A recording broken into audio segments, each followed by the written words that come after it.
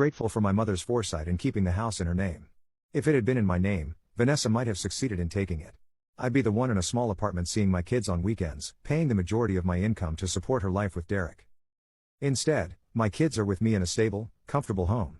I have my financial freedom. And Vanessa is learning the hard way that actions have consequences.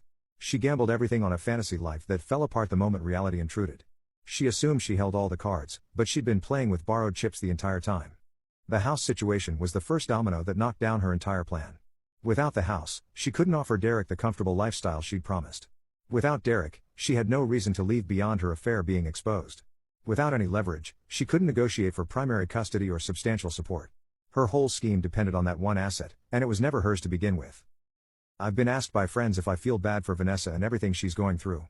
The honest answer is no. She made calculated decisions to hurt me and break up our family for her own benefit.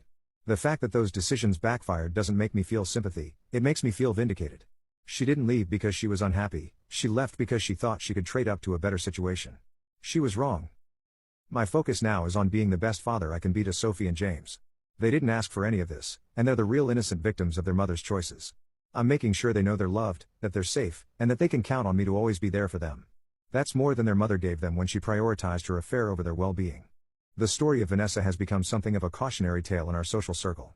People have been more supportive of me than I expected, especially once the details of her planning came out. Several friends have privately told me they suspected something was wrong but didn't want to interfere. A few have apologized for initially suggesting I should try to work things out with her. I'm rebuilding my life piece by piece. I have my kids, my home, my career, and my self-respect. Vanessa has a cramped apartment, a job that barely pays the bills, limited time with her children, and the reputation of someone who destroyed her family for a man who didn't even want her. We both made choices, and we're both living with the results.